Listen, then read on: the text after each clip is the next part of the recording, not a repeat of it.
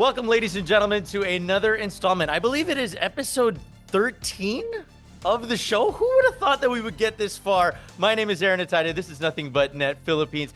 We got a lot to discuss. For everyone that is watching right now, for if you're new around here, please make sure to like and subscribe to everything that we do on YouTube. And if you're watching us over there, make sure to head on over to espn.ph for all of the goodness. Now that we have that laid out, second round of the NBA playoffs are underway. Kevin Pelton will be joining us in just a little bit. So right now, Sydney, roll the thing. Let's get this thing started.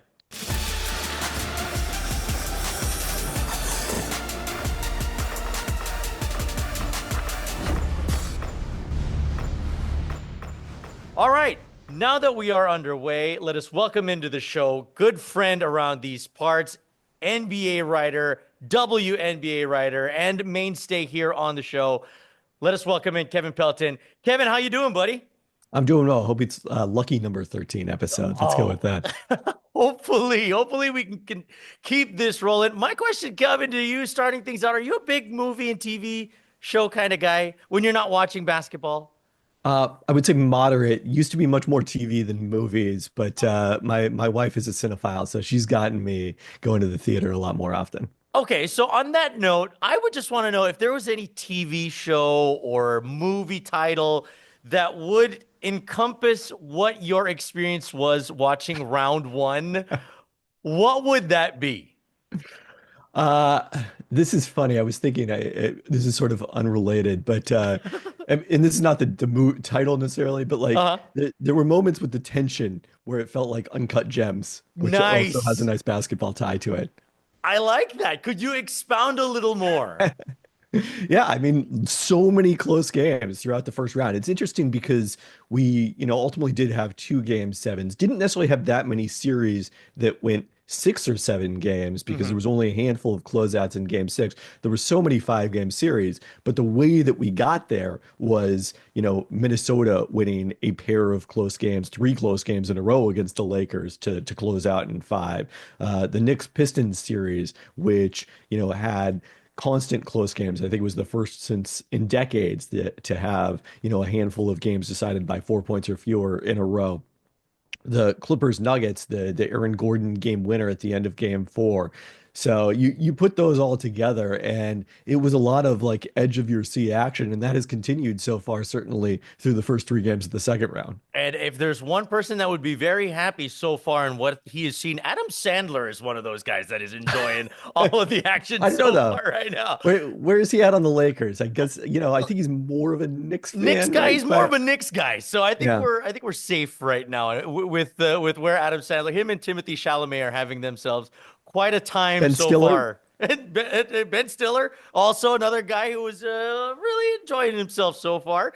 Now, let's move in a little bit more into the second round. For 3 out of the 4, as we're recording this, are already underway. So I was just thinking, okay, I don't want to dive in too much into the analysis of it all. I think that a lot of the other shows have already done that. I just wanted to know if there was just one thing that you are keeping your eye on in each of those series.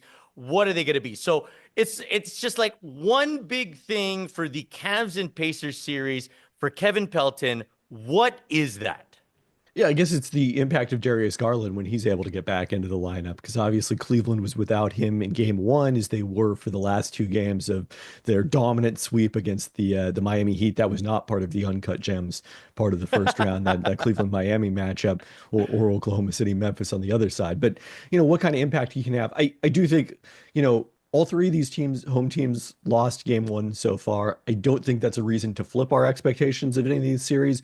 But I do think Cleveland, Indiana is the one that, I look at it as now as being the closest series. I had, Cleveland in 6 coming into it. Now I think Mhm. it's probably a 7 game series. And Yeah. it'll be interesting to see if Darius Garland can, get Cleveland back on track in a more dominant fashion than that. Yeah, and with the way that Tyrese Halliburton has been balling out, I mean, it's just phenomenal what he's doing, getting the switch, getting Jared Allen on him. That presence of Darius Garland could change up those matchups as that series moves forward. Okay, now the one that ended late and kept a lot of us up here on the East Coast up a little bit later than usual. Perfect timing for those watching in Manila was game one of that Nuggets and Thunder series. When you look at that with a potential 6 games left in that running, what is your one big thing in that series? I think it's Oklahoma City's clutch offense because that's always been like the one question mark is do they have anybody but Shea Gilgeous-Alexander to create shots in that situation, especially when teams are going to try to take him out of the offense as Denver did. And, we saw the Dallas Mavericks do last year in the first round. I think Jalen Williams ultimately probably has to be that guy. It was not a good game one for him. We did see Shea score some buckets down the stretch, but, the Oklahoma City offense went quiet, and that's what allowed Denver to get back in the game. Thunder still should have won if not for the ill-advised decision to foul up three with so much time remaining. But that's what allowed it to even get to that point. Another one big one there for me would be the big man matchup because as we saw with Nikola Jokic just taking advantage of that matchup against Hartenstein and Chet Holmgren, it's going to be fantastic to see how how Coach Dagnall is able to recoup that matchup heading into game number two. The other one, third series underway, and the third road team to win the opening salvos of their series, Celtics and Knicks. It seemed like the Celtics just did not want to win that series. But what was that game one, rather? What was your one big thing so far and moving forward? Yeah, I think my one big thing is that the Knicks were willing to switch Karl Anthony Towns onto Boston's star players. And that's something they really tried to avoid doing in the regular season is the Celtics dominated that series in a regular season sweep.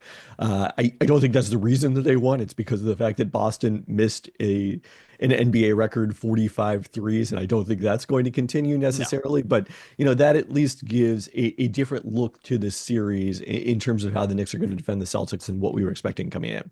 All right, let's move on to the final one that has not started yet here as recording. The Warriors and T-Wolves, your one big thing in that series. I'm really watching the Warriors' lack of size against Minnesota's big front court. That seems like the theme of the West playoffs. You mentioned, Oklahoma City does play two 7-footers, but the way that Jokic dominated that, the Lakers against the Wolves in the first round playing no big men, and now Golden State trying to do the same thing, but with Draymond Green, somebody who's more equipped to sort of handle that than the Lakers group. I am going to go with post-game interviews as my one big thing on that one. I think that this is going to be as much action in front of the microphone than there will be with ball in hand. So I think that that's going to be the one thing that I'm going to be looking forward to as that series moves on. Now, we've already talked about the teams that are still alive in the NBA playoffs. Now, there are some teams that have already been sent home, and I think that that's where our factor fiction is going to be for today. Let's go with our first round of factor fiction being around the Houston Rockets. And my factor fiction is the only chance Houston has to come out on top of the West will be with getting a star like Kevin Durant. How do you see it?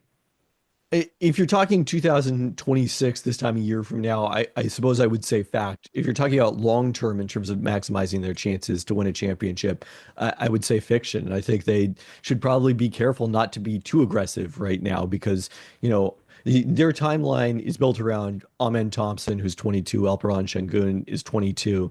They took their lumps in this series against the Warriors. There was a learning experience for them against the most experienced team that you can find out there. And I think, Draymond Green, you mentioned post-game interviews, after game 7 talks about you either lose respect for an opponent in a series or you gain a lot of respect, and that the Rockets had won his respect with the play that they played in this series. Do I think that they are gonna, with this young core win 4 series next year or even 3 series? No, almost certainly not. But I think that, you could, with the wrong move, short circuit the long-term potential for this group. Yeah, and that's what Ime Udoka was talking about in his postgame. And he was saying that it would be a disservice to the project if we blow things up already with how far we've come. We'll see how that organization looks at their offseason as the weeks unfold. One team that is starting to have a little bit more optimism despite the way that their season ended is the Los Angeles Lakers, with the rumors now that Luka Doncic is certainly going to re-up and stay in Los Angeles. So with that being said, factor fiction, after locking Luka down, getting him a reliable athletic big man needs to be top priority for the purple and gold? Fact or fiction? I would say fact. I mean, clearly that weakness was on display against Minnesota, and I don't know that it necessarily has to be as aggressive as of a move as we saw them try to make before the trade deadline when they traded that one remaining first round pick they have and a swap and Dalton Connect to the Hornets to try to get Mark Williams before failing his physical and rescinding that trade. I don't know that you necessarily have to give up that much because, part of the beauty of Luka Doncic is that he can elevate a lesser player. And we saw that with Jackson Hayes, who was a minimum pickup for them and was pretty effective as a starting center during the regular season before the Timberwolves kind of exposed him in the playoffs. So I think there might be a happy medium in between, we should trade everything that we don't have nailed down to get that center and let's sign somebody who we can, start somebody who can sign for the minimum. Yeah, I think that as long as somebody knows how to catch a ball and jump very high, that would be a very good center for a player like Luka Doncic. Our last one for this one, and I think it's an interesting one because it's a topic that has been going on for about a while, but now it's starting to seem like it's picking up some steam. Fact or fiction, we have seen the last game of Giannis Antetokounmpo in a Bucks jersey. Is that a fact or fiction? This is a tough one, but I would ultimately probably say fact over fiction. You just look at Milwaukee's outlook, 3 first-round playoff losses in a row, the knowledge that Damian Lillard, if he plays at all in 2025-26, it's going to be at the All-Star break at best, and then trying to get ready for the playoffs. And this team just has so few avenues to improve, given the draft picks that they're out, the luxury tax situation that they're dealing with, all of those factors. I think Giannis, if he, takes a step back and sort of looks at this rationally, has to come to the conclusion that if I want to contend for a championship next season, I need to be somewhere other than Milwaukee. And it will break a whole lot of hearts in Brewtown if that happens. But hey, that's just the way things go. And that's how things go around here whenever Kevin Pelton joins us. Kevin, thank you so much for joining us on the show, buddy. It's always great. All right. Thanks for having me. I think that we are on a good roll here with Fact or Fiction. So I'm going to keep that going with our question when it comes to Philippine basketball, because the Philippine Cup in the PBA is now up and running. It is starting to build momentum. All the teams are in the country, at least, so that's good. And that has also given us a little bit more insight on the potential of a Grand Slam for Talk and Text Tropang 5G, or as they want to be known now. And if there were high hopes for that heading into the conference, an 0-3 start has now put a little bit of a dampen on those hopes. So our Fact or Fiction is the Grand Slam hopes of TNT are cooked. Fact or fiction? You guys can put your answers in the poll down below, but I think that it might be a little too early to make a proclamation in terms of my standpoint. Yes, an 0-3 start before a win against San Miguel is not a good look. Having their 2 best players throughout the entire season in Rondae Hollis-Jefferson and Jason Castro not in uniform, RHJ not there because it's a Philippine Cup, and Jason Castro because of because of his injury rather. But I don't want to count out a Chot Reyes team just yet. I know it's a twice to beat for the top 4 seeds when it gets to the playoffs.